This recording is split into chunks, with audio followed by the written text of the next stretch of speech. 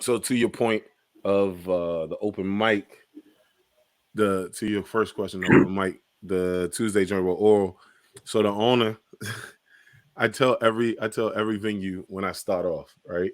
I'm like, hey, it's gonna be about a month, 3 months Yeah. before the show kicks. Right now, it's a every week show, so I'm like, you're gonna have to give it at least like a month and a half, 2 months Yeah. before it starts. You know what I'm saying? Going Yeah. hard. He says, "Oh, I understand. Everything has to grow. I get it."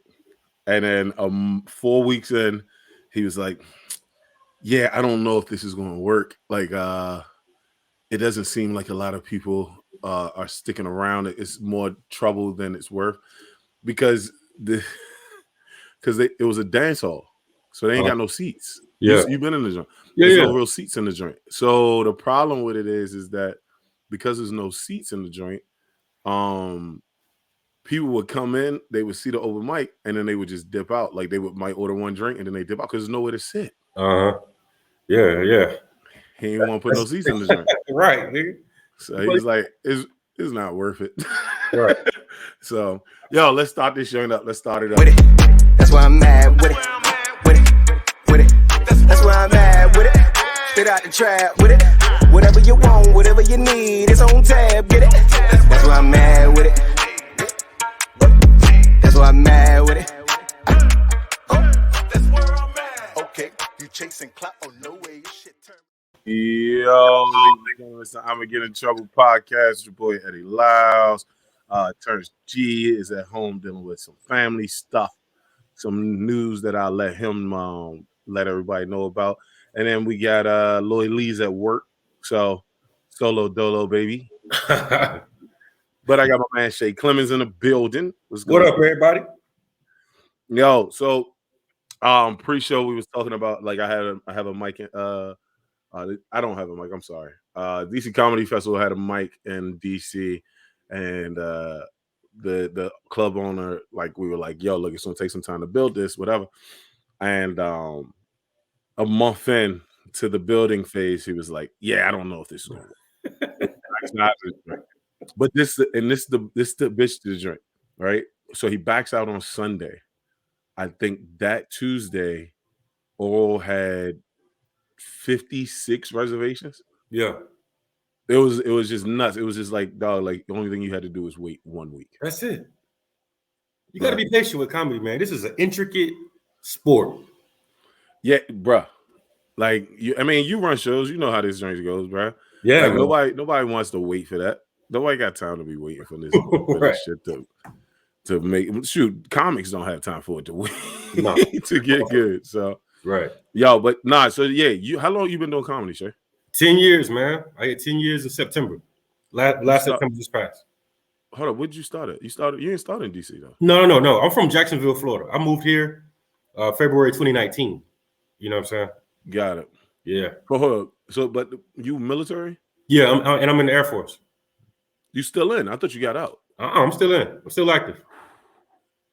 But I retired in May. Oh, you about to retire. So it's like, are you gonna stay in DC or are you gonna? Yeah, I'm gonna stay here, man. I like it here, bro. Why? Here's the thing. Because it's not Florida. But as far as the comedy scene go, here's what you gotta understand. I came from Jacksonville, Florida, a super small market. Y'all got a market here that I've not really seen. I ain't never lived in a city with a market. Yeah. So, but hold up, are you married though? Yeah, I'm married. Yeah. Oh, bro, why don't you just get to New York? So here's the thing about that. She don't want to move to New York. We just went to New York like 3 weeks ago. She ain't with that shit. She fucking hate New York. She don't hate it. It's just another move for the kids and all that. Nah, she hates it, bro. I ain't mad at her. Yeah. I'm not even mad. No, I hate New York. Like I don't like I don't hate New York. I just don't like the mentality of New York. And it's mostly because I just ain't used to it yet. I know that's what it is. It's one of my top I know favorite. That's what it is. I think everybody should have a top 5 favorite cities. New York is number 1 for me. Do you have a top 5 favorite cities? Like to do comedy, just period, just food, just to do comedy or like just period? Let's talk your top 5 favorite cities to do comedy in. Chicago, Yeah. Chicago, DC.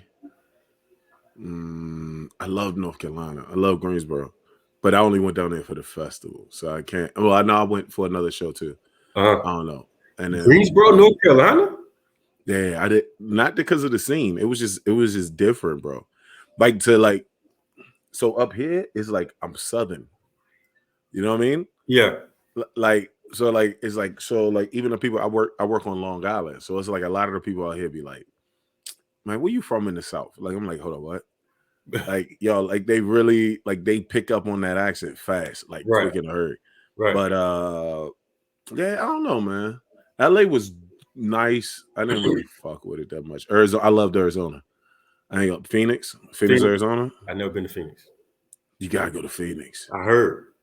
You gotta go to dog. You ever sweat in the dark? You Yeah. ever, Is that hot? Like yo, sweat, I went to Phoenix during a heat wave, bro. It was 110 degrees. It was 115 degrees during the daytime. It was 106 or 105 at night. That's miserable, dog. It was the worst. It was the worst time to ever go to Phoenix for somebody like us. Well, not you, because you're from Florida, so you used to. Yeah, I'm good. Yeah, nah, I shit just humid. Like when you walk outside in Florida, it feel like somebody's spitting on you. Not in Arizona, dog. I've never been so hot. I've never been so hot without sweating in my life. Because it's it's dry heat. It's dry. So there's no humidity. So it's like, dog, you just burnt. You literally just feel like something's burning you. Yeah, that's how Vegas is too. But then at night, as soon as night came, I'm just sweating. Like I was like, yo, what the fuck is this, son? That joke was weird as hell. But I mean, it was fun. Yeah, that body confused as hell, bro. It was fun, but yeah, like it's still like I met some Jonathan Gregory's out there. That's one of Oral's boys. He cool people, white boy. Yo, got into a whole pissing contest about COVID, like because I went out there during COVID. Yeah, bruh. So he do a performance for a guy who owns a limousine service. So the guy sends a limousine to pick him up. Inside the limousine, everybody chilling, drinking, no mask. So a comic in Arizona was like, yeah, I hope all you motherfuckers catch COVID and die. Damn. Yo, he put a picture up. He went straight to it. Put up a picture. It was like, I hope you motherfuckers catch COVID and die. Like, damn. Yeah. So, but John was just like, you hope I die? I will come to your house and eat you. Like, it was like, you know that white boy shit, bro. Like, where that shit get so dark? Yo, he's a dark ass comic. Jonathan Gregory's a dark, funny as hell though. Yeah, dark. Bro, that about like during the show, he was like, "We're not worried about COVID." Ran around and gave everybody a hug. It was like nose to nose with a lady he didn't know. I was like, "Yo, this guy is wild." He committed. Oh, all the way through and through, all the way through. Like, man, I've never seen some conservative shit like this in my fucking life, bro. Is his humor dark? Like, is it set dark? Yes. You have to. I think, you have to be funny. Oh, that shit gonna crash.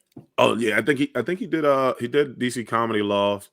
He did DC Comedy Loft back in the day. But yeah, no, he's fucking funny. I'll give him that. He's like a vet too. I think he's like 20 years. No, probably like 17, 18 years in. Yeah. Yeah, he's been doing it for a long ass time. So it's like, even if I feel like no matter what city you go to, if you've been doing it for too long, it's hard to not be funny at all. Yeah, that's true. You know, that's consistent. True. If you've been consistent. Yeah. You've been consistent. That's the key. Yeah. I don't know. Not everybody's consistently like you get that joint when you run your shows, right? Like Bam would be like, "Hey, I want to perform." Like, how long you been doing it? Oh, like 19 years. They go up, and you're like, "Oh yeah, this is my. I just came back 3 months ago, nigga. Then that wasn't 19 years. Nigga. You shot 3 months ago, motherfucker. Don't try that shit. You must say it, nigga. You offer Don't do that shit to me. But nah. So all right. So what made you start doing shows anyway, though? Being a military dude, like Man. you got a steady paycheck. Yeah, I mean, I started late, so I started at 31. Me and my wife was at a show, and I always been like the funny dude because I can roast. Like that's my thing. I grew up having to roast because I had fucked up sneakers as a kid. That's all other stuff. So hold on. So you have fucked up sneakers. So you was like, you know what? I'm gonna be a comic. Fuck these motherfuckers. I had to defend myself every day. That is a hold on to petty. Nigga, I'm King Petty, nigga, and that was a hold on the petty like I've never heard before. Listen, you don't understand, bro. I had one of them cheap moms. Wasn't poor at all, nigga. She was just cheap. All the worst sneakers. That's worse. What's your worst pair of sneakers? I guarantee you I could beat you. As a kid. Growing up. I can't tell you, bro. I didn't have bad like the only problem with my sneakers was my mom wouldn't keep buying them. She wouldn't keep buying them.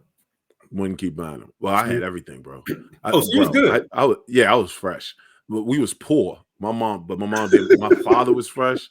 My father, they still like this, yo. My father was fresh. My mom was fresh. My sister won like best dress in school every goddamn year. Yeah. Nigga, and I couldn't dress worth shit. And I just kept growing. So like they would literally buy clothes for me. I would outgrow them. My mom was like, fuck this shit. And we ain't had Forman Mills or none of that shit back then. If we had Forman Mills, I would have been fine. I would have been fired. We ain't had none of that shit back then. My mom was like, nigga, you keep growing. Fuck this. They gonna keep buying these fucking shoes. Right. We had a store called Payless. Oh, no, I never wore Payless. Yeah, I wore Payless. I had a pair of kangaroos with 2 geriatric straps on the motherfuckers, like the Velcro. And I wore them to school. Like an old man, nigga. Like I had to count. No, I'll give you this. The worst shoes I ever put on my feet were still expensive, but they were the worst. Exactly. Right. That shit is like very, because it was before. So like my brother makes fun. My brother's a fashion designer, right? Yeah. Like, so this nigga like he's a fashion designer and a rapper. So this nigga fresh to death. Right. I can't. Back then, fashion designers weren't in. You couldn't wear outside the norm. He makes fun of me all the time because I only wear black. Like I rarely got color in my like, because I used to get fried at school if I wore any type of color. Right. My mom bought me an all FUBU outfit, the jean jacket and the pants with some the Dookie Timbs. Nigga. The brown Timbs. So my outfit, even at I was probably like 12. My outfit was probably like 100. My FUBU probably cost like 75 for the bottom and the top. The shoes like 110. Man, I'm walking around with at least $200 worth of clothes. Right. And got fried. Oh, and after that, I was like, I'll never wear. I don't get fried when I wear black. I'll get fried when I wear hoodies.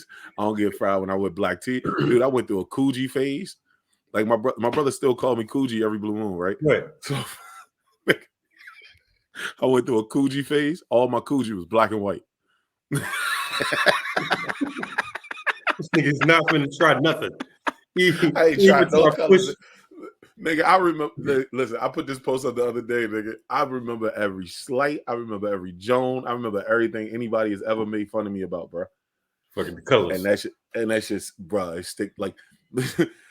I you know how like people be like, I don't care. Nah, nigga, I don't care for you to know, for me to care. Like I care that you know that I don't care. That's what I care about. Right. Like they like what, bro? I stay in the big boy clothes, nigga. I feel black and white. Black, I stayed. Like I got a red shirt. Somebody was like Kool-Aid Man. I ain't put that shit on again. That's the first thing, nigga. I got a red shirt that say I'm gonna get a red hoodie. That joint fire. Right. Niggas was like, nigga, you look like the Kool-Aid Man. I was like, oh, okay, that's what's up. I think I wore that joint like 5 times before somebody said that joint. I ain't wore it since. nigga's traumatized by the color red. Nigga, wait, yo, you can't make fun of me in my clothes, bro. That shit hurt my feelings, nigga. I'm sensitive, bro. That's what I went through, man. Because I got 2 older brothers, and she never bought new clothes, so I would wear shit that they wore. I'm in 3rd grade. Them niggas in 10th. We wearing the same jeans. My shit cuffed up 88 times. I walk around looking like Huckleberry Finn, nigga. I remember I had a growth because did you have like big growth spurts? Yeah, so from 8th grade to 11th grade, I got taller.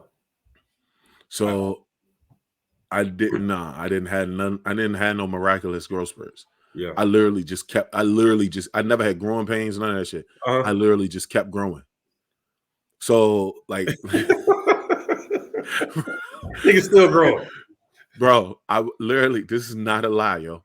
From the age of, I think, like 7, every time on my birthday, from 7 to 13, no, 7 to 14, my shoe size grew every year.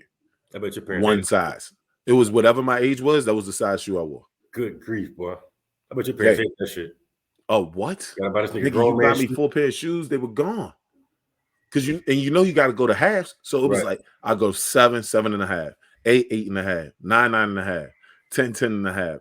Then it was 11. And so when I hit 12, me and my father wore the same size shoe. Mm-hmm. So I would wear I would go, like, he'd be like, yo, like, why are you wearing my shoes? My father would I think me and my sister bought my father Nike boots. Mm-hmm. We bought him a pair of Nike boots.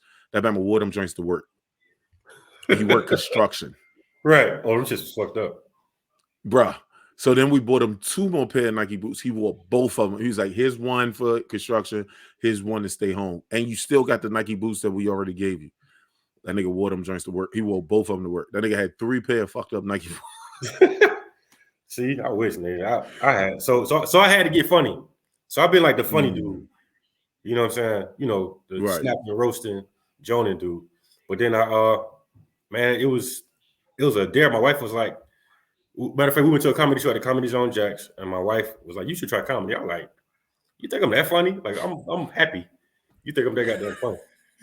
And they have a workshop. They had a comedy, the comedy club workshop and shit, and I did it. I fell in love with it, man. I fell in love with it immediately. And I just learned how to write. Did you bomb up front, or did you was straight up front? I didn't bomb to my second time. Because the night of the graduation show, So we had a graduation show, and that motherfucker was filled to the rim. It was like, packed. So even though I wasn't good at all, they still laughed because they was laughing at the effort. And it was like a white crowd. So, sometimes white people laugh at effort. Oh, that was adorable. You know what I'm saying? I don't really give a fuck if it's funny or not. Because they know this is my first time. But I didn't really bomb until I went to Atlanta the first time. And that's when I knew I wasn't shit. Yo, hold up. Where did you go in Atlanta, yo? So here's the thing, dude. I was feeling myself. So because I always, kind of like studied the game, and I always had my favorite comics and shit like that. And I just talk about me. I tell my story. So no bullshit. I started in 2011. I started September 2011. November, the day before Thanksgiving, Atlanta had a show called it was at 255 Peters. It was an open mic, right, on a Wednesday night. I knew I was gonna be off the next day, so I said, "Fuck it." I drove to Atlanta that Wednesday to do an open mic to get 5 minutes, and I bombed. Hold on. How far? How far was that? From Jacksonville to Atlanta is 5 hours.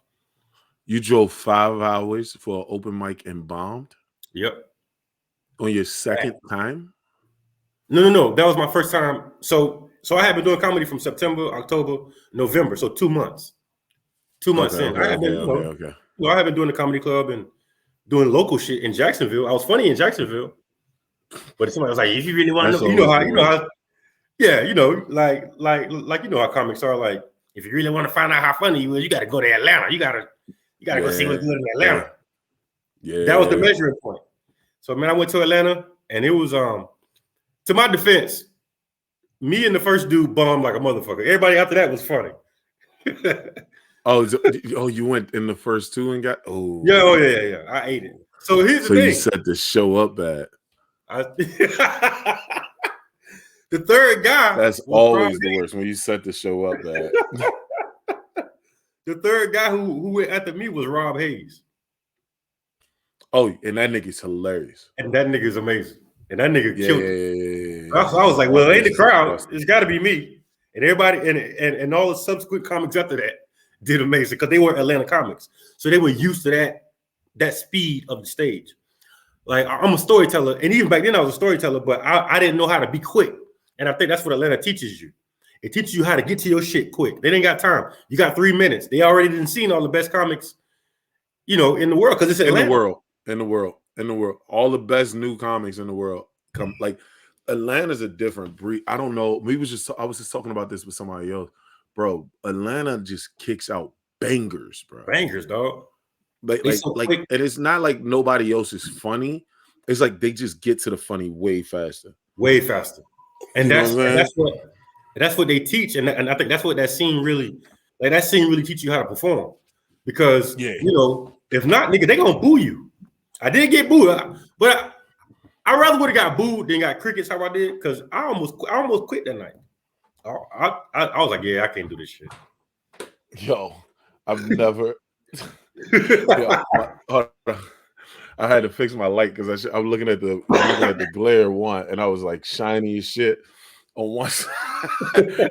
my halo light, the lens fell off. No, hold on. So, hold on. So, Atlanta, like I said, everybody in Atlanta, I feel like you're right. They get to the funny so fast.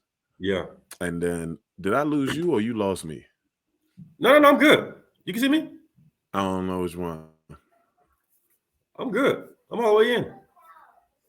Yeah. Now your shit look a little fuzzy. Yeah, my drink. I told you this janky service, bro. Yeah. Like, I'm like, that's why you keep seeing me look down, is because I'm looking at the drink from my phone too. You know, because that's the only way for me to tell what's going on. Yeah. I'm doing something. Go back upstairs and close your mother. And close my door. Oh, hold on. How many kids you got? I got 2 daughters, man. 15 and 5. How many kids you got, yo? 2. 15 and 5. Huh? 2. Can you hear me? I got 2. Yeah. Nah, I'm just looking at you like you didn't learn your lesson after the first one. Hey, I got set up 10 years off. This nigga took 10 years off of busting nuts inside. Exactly. Like, you know what? I got do it again. Let's do it again. Nah, I can't do it. I'm that might happen to me because I'm like, I don't want no more kids. But this is what I said. I said, if I got money in the bank and I'm doing what I love, then I'll, like, if I'm making money off of comedy where it's like I can survive, like I might have another kid. Like if whoever I'm with will do it. Other than that, nigga, I'll adopt when I'm older. Nigga, fuck out of here, bro. My wife get pregnant again, I'm moving to Mexico. Fuck it. I'm not staying around. Nigga. Especially another daughter, nigga.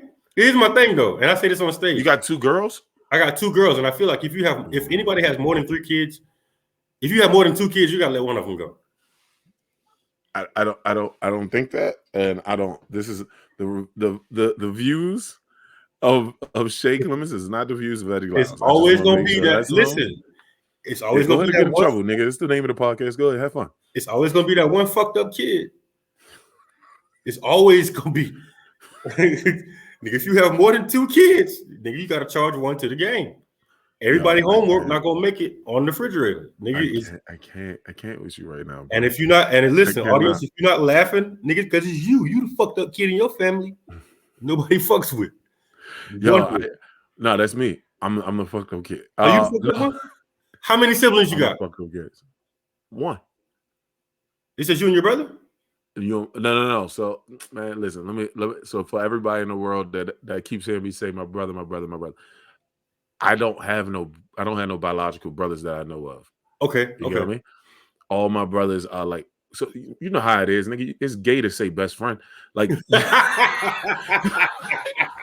I was my BFF, nigga. Yeah, nigga. Like not even on no like homophobic like sound, like, you know what I'm saying, the slur. Right. Like I've only heard dudes from the LGBT community say, yeah, that's my best friend. That's like I've never.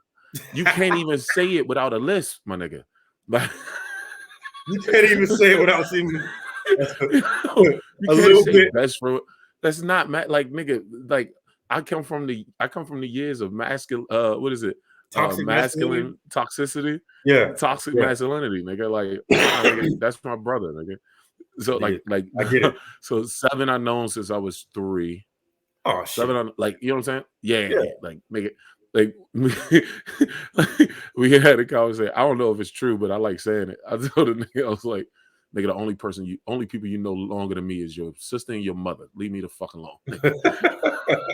That nigga's your best friend. That's your brother. We just gonna say your brother. So you got siblings? Nah. Yeah. I got my sister, Janine. She owns a hair salon in Bennett Road in Southeast. And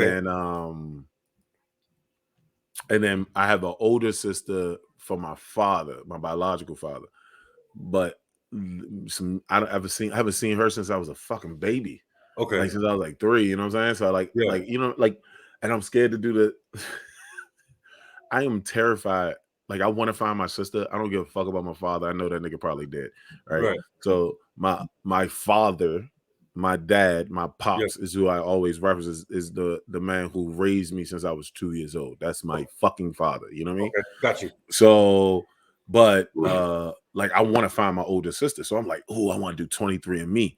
Yeah. But my biological father was a fucking gangster.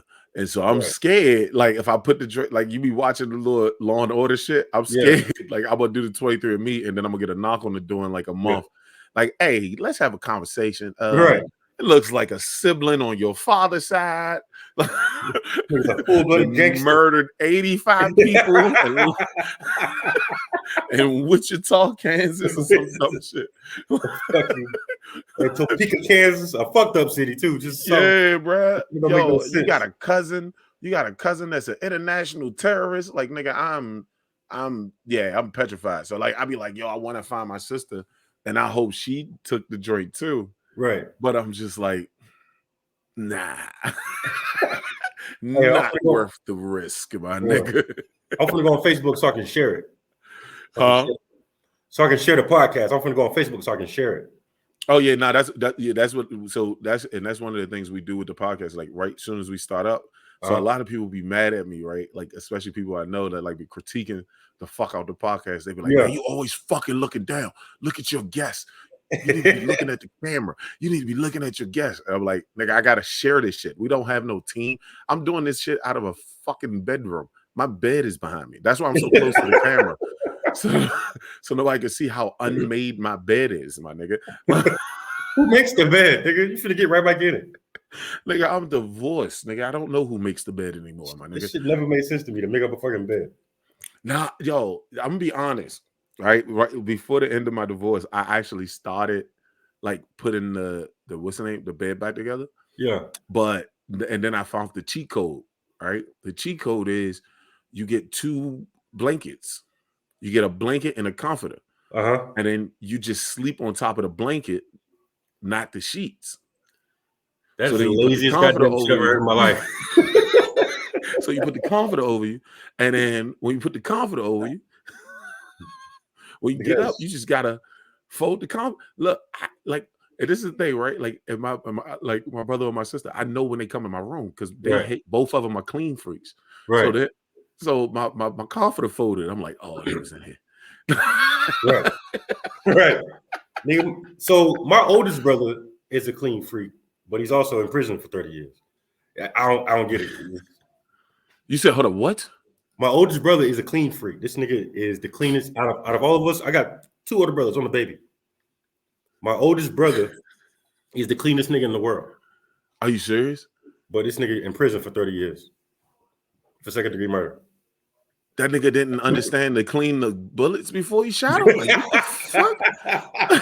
Nigga, I'm still scared to touch my bullets. Nigga, I got a legal gun and an illegal gun, and I'm like allegedly. I ain't never touched any of them bullets. Though. I ain't never touched none of them bullets without a fucking a glove or a fucking rag, nigga. You out there goddamn line.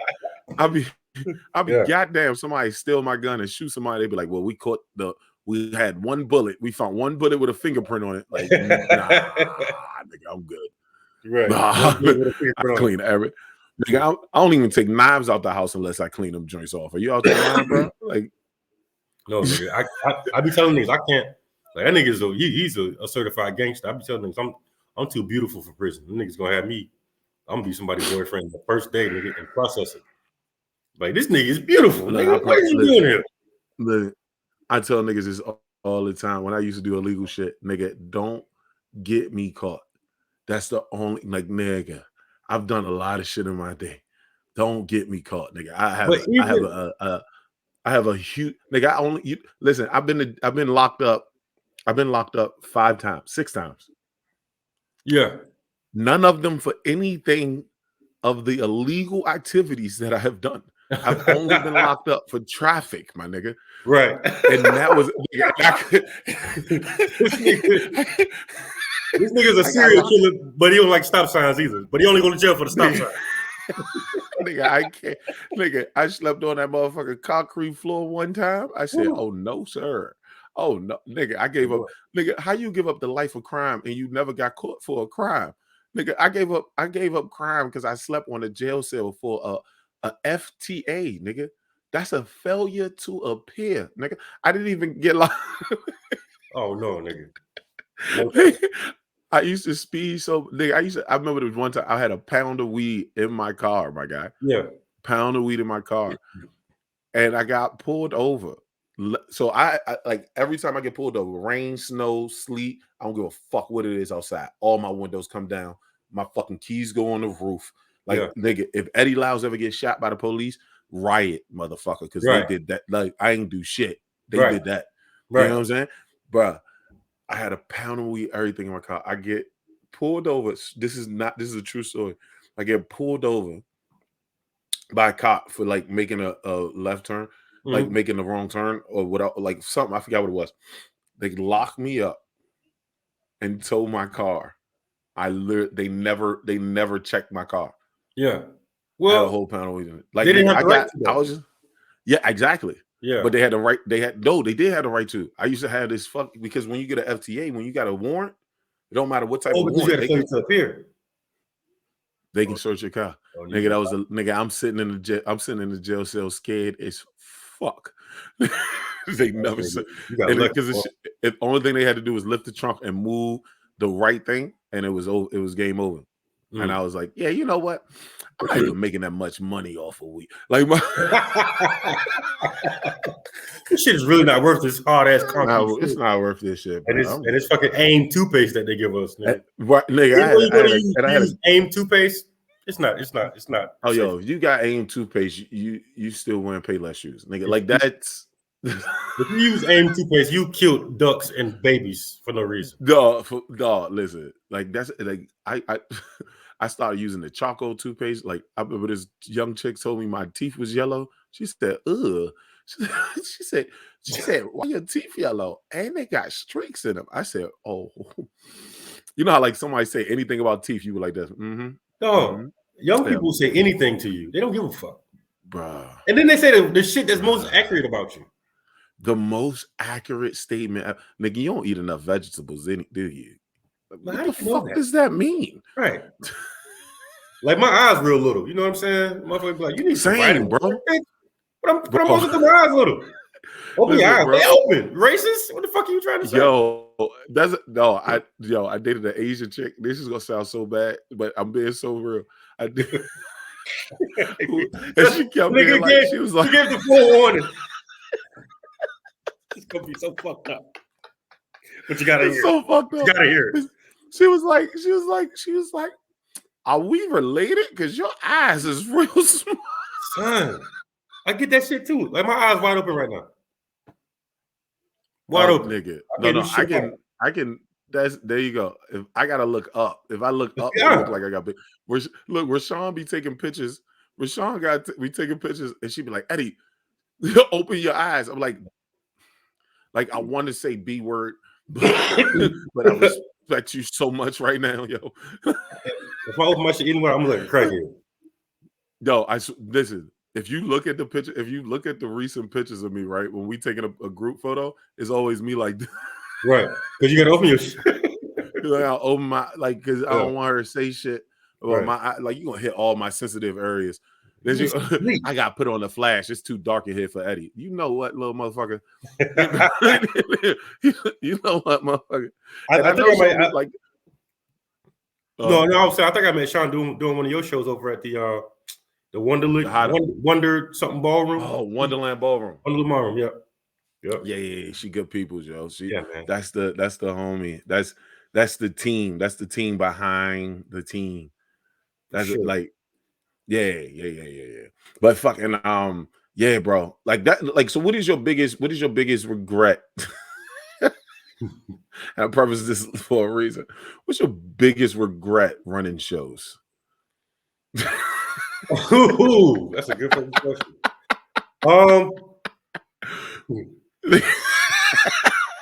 The whole thing for me, my nigga. I wish I never did it. I wish I never did it, my nigga. My biggest regret is how people don't understand when you run shows and you perform on the motherfuckers, you have to deal with so much shit and you still got to go perform. You got to promote, produce, pay everybody, and perform. And motherfuckers expect you to be amazing. Then you got to answer a bunch of questions. Motherfuckers don't understand, man. If I had a person that could do all this shit and all I gotta do is show up and be funny, that's gonna be my best show. Yeah. But when I gotta perform and produce and put this shit together, make sure the door get paid, make sure security get paid, make sure the DJ straight, make sure all the comics are comfortable, and make sure there's no fighting, and it's a lot. I don't have no fights. I'm lucky. See, you don't put your presence out there. Nigga, I'm shaking. I don't know if you do that shit because when you shake my hand or dap me up, nigga, because I know everybody want to put a little extra oomph in their fucking like daps when they dap me up. Like, nigga, you can't fuck with me, bro. Like, but nigga, that like I be hitting niggas with that shit all day, bro. Listen, ain't no goddamn fights in my show, bro. Ain't no fight. I'm lucky I haven't had none. But like, luckily I haven't had any. But it's just you know. Tony Spoon is probably the closest. You're right. Tony Spoon is probably the closest fight I've ever had.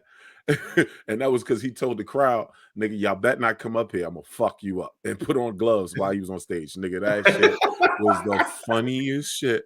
I think it was like right after the comic got hit with the you remember the comic got hit with the pole? That was Steve Brown. Yep. Steve Brown at the fucking comedy house. Yep. That was fucked up, man. Got hit with the mic stand, nigga. Yeah, man. That dude went crazy in there, man. Steven deserved that. It was right after that, and Tony was like, "I dare you, motherfuckers, to rush this stage. I'm gonna fuck one of you niggas." That's hilarious, nigga. That comment on that is impeccable. Yo, Tony Spoon is crazy. We've been posting. Man, I've been trying to get Tony on the podcast for years, man. I mean, for like at least the last year. That's my guy, bro. Yep. Good dude, man. But people like when they come to running shows, I be trying to tell people all the time, like when I'm trying to put together a show, bro. I got so much shit through my head. I tell people like people be like, "Can I come to your show?" I'm like, "No." Like I'm like not with me. I don't. Bruh. I mean, it probably fucked up my marriage, and it's probably fucking up every relationship I tried after my marriage, nigga. Like really? You're not allowed to come to my show. You can come. I swear, not a show that I put on. You can come to a show that I'm getting paid for. You can't come. I don't want you at no open mics because I use open mics for open mics. Yeah, I use open mics to figure out shit. I don't know. This joke is probably going to be horrible. This joke probably going to be good. You know what I'm saying? Yeah. So I use my open mics for open mics. Yeah. So I don't want you there for that because I need to be able to test in private. Yeah. You know what I'm saying? Yeah. And then fucking if I'm getting paid for a show, you can come to a show. Yeah. That's it. Yeah. But if I'm producing it, no. Yeah. Nah. I don't really limit what show she can come to. Oh no, you said it right. Actually, your life. You said that right. My life, wife, same shit, right? Yeah, I said it right the first time, nigga.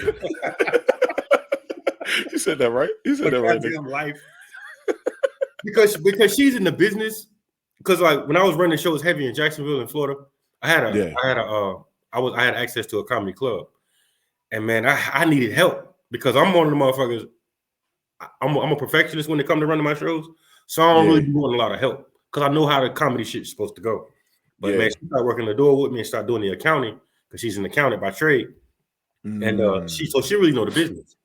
You know what I'm saying? She know how shit should go. She know how, our projections as far as like tickets being sold and all that shit. Yeah. When a nigga bombing, she'll go out and like motherfuckers, be like, yeah, he gotta go. My wife know the business. My wife could produce a comedy show right now if she wanted to. You know what I'm saying? That's what's up. Like I think, I think that shit is.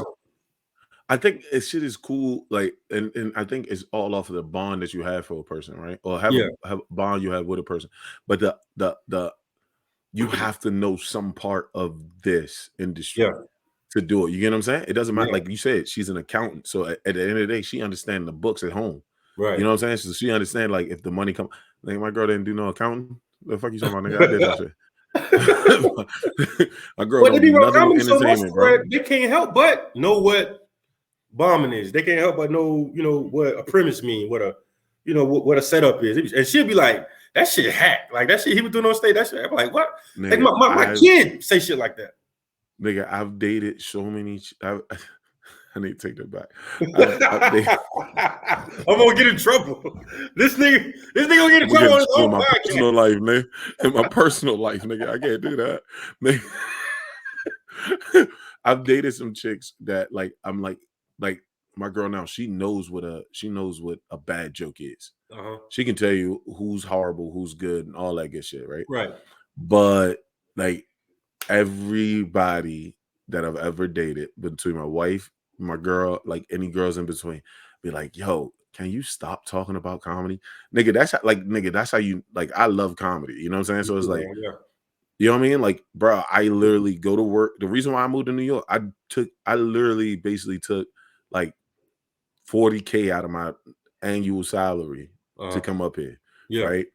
I go to work, I go to open mics, I come home, do a podcast. I'll go to sleep. I go to work. I go to open mics. I come home, do the podcast. I go to work, go to a open mic, come home, go to sleep. That's my whole day.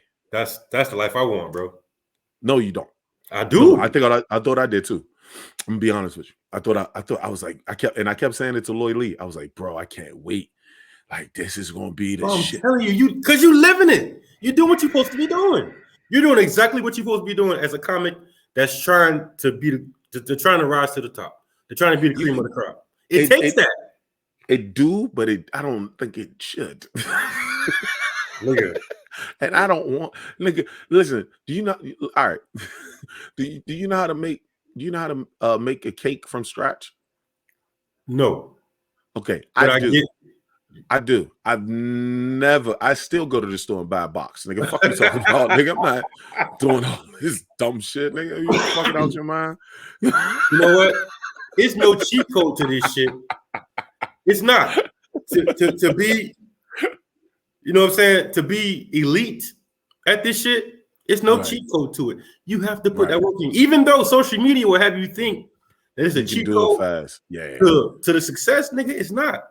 You have to do the shit you're doing in New York, open mics, dedicating your life to comedy, book shows, dedicating your life to comedy, podcast. You have to do that. Nigga, I mean, I'm gonna be so honest with you, bro. Like Rashawn said, suck it up. Yeah, all right, nigga. It's so hard. It's so easy to tell motherfuckers to suck it up when you got money and they don't. Oh my god, nigga. Let them up. That's nigga, did you like, nigga? Like, you know what I'm saying? Like, and it was like the pandemic. Every time you think this pandemic is over for producers, that bitch would be like, haha, got you, bitch. Like, nigga, I was like, we came out of September. I said, ooh, I'm on fire. I was like, all right, I can get to New York. My shows, like, I got enough shows to pay and all this shit. I'm gonna get a bullshit job. I'll be able to do comedy. I'll come back down, do my shows. Nigga, I did not do my equations correctly, nigga. You didn't anticipate it. I anticipated all this, nigga. I gave up a whole apartment. Luckily, I like, you know what I'm saying, my girl got one, but like, I gave up my whole apartment. I gave up all my fucking, nigga. The only thing I kept from my apartment is my TV and my clothes, my guy. Like, nigga, I don't have my desk, like, nigga, down to my desk. I do. Me and my brother, I took my plates in the house. A girl was like, "Get this shit the fuck out of here." I was like, "Oh, yeah, I'm sorry." Like, what does he live in? Huh? What part of New York is he in? So, he lives in the worst part of the fucking whole state, for comedy. Where? The Bronx. The Bronx. Ooh. For any comic, let me, because nobody gave me this fair warning. For any comic moving to New York, do not move to the Bronx. It's not worth it. Yeah. Not it's worth just cheaper. Nigga, I had somebody today because at first I said, nigga, I'm not doing no shows. I'm coming out here. I'm gonna be a comic, nigga. Like I got my shows at home. I'll be fine.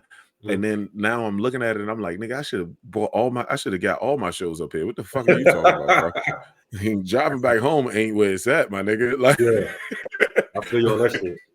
I was like 2 weeks ago. Huh? I was in New York like 2 weeks ago. I didn't do no comedy. I hadn't been in like 3 years. But, it's like so. All the comedy clubs are down in Manhattan. So you need to probably be in like Brooklyn, Queens, or Manhattan. If you ain't making 100 figures, do not go to Manhattan. That is just a dumbass move. And you trying to live off like eggs, milk, because your rent would be the bare essentials, nigga. Oh yeah, the best, nigga. You trying to live on eggs, milk, and bread, nigga. Fuck you talking about? But no, like all the clubs are really in Manhattan, Brooklyn, and then Queens, and then all the open mics are really Brooklyn, Queens, Manhattan, and then on the outskirts you have like you can go to Harlem. Like it's like one show in Harlem, one show here, one show there. Yeah, but like the clusterfuck of shows, like the reason why you want to move up to New York, all in like Brooklyn, Queens, Manhattan. Yeah. That's so it's like you probably want to be in one of those cities. Like if you live on, like Ishmael lives out here in the Bronx. Like me and Ishmael live, but I take that back. Ishmael lives in the Bronx, but we don't even live close by each other in the Bronx. Ishmael live like closer to everything. Yeah, you know what I'm saying. So it's like, it's a bitch and a half, but you get used to it. Do you think as a comic that you need a considerable amount of heat before you move to New York or LA? Like, should you be? Now, this is what the show is named for. I'm gonna be honest with you. This right here is what the show is named for, dog. And I say this to anybody, bro. Like coming up here and starting to realize it. Everybody that's funny up here, that is from here, is cool. Everybody that left their scene too early sounds like the motherfuckers from here. Yeah. So like everybody that was funny at home before they came here, them niggas is fucking stupidly funny, right? Because you like the oddball out, right? Yeah. But everybody that wasn't funny at home and moved here, them niggas sound like they sound like they trying to get on them. They sound like they're actors trying to do a comedy sketch. Yeah, and I hate that.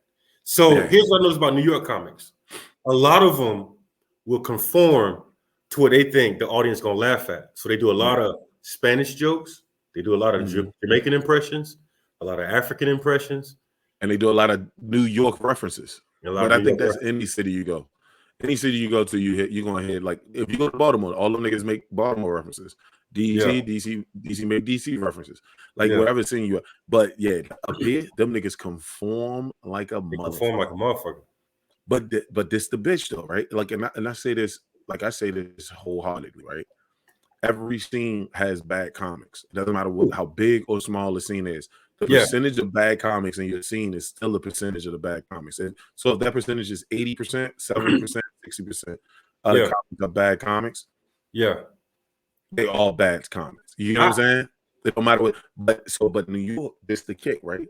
The percentage in New York is the same, right? But it's so many more comics. So that means there's so many more bad comics, but so many more good comics. And then it's just like these niggas don't even be knowing each other. Like it's weird as hell. I think the only scene I went to where I was like, oh shit, nigga, everybody's funny and everybody's different. I did Leon Rogers' Room in Chicago on a Wednesday night. And when that motherfucker was packed out, it was maybe 150 people on a Wednesday night.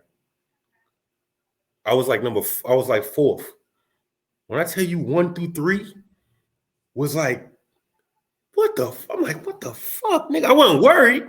Because it was kind of like the first time I saw you, I had to follow you after you did the security joke. And that shit was just blah, blah, blah, blah, blah, blah, blah. I'm like, what the fuck is this big nigga? So nigga, so that Chicago night, but it made me elevate my shit. And I did really well. Right. And and when you do that, they're like, oh shit, nigga, hey nigga, you funny. So I think that if you're not in a scene where you have to elevate your set when the motherfuckers, even if it's just an open mic, if you don't have to elevate your set and like really have to go out there and hoop, it's like a dunk contest.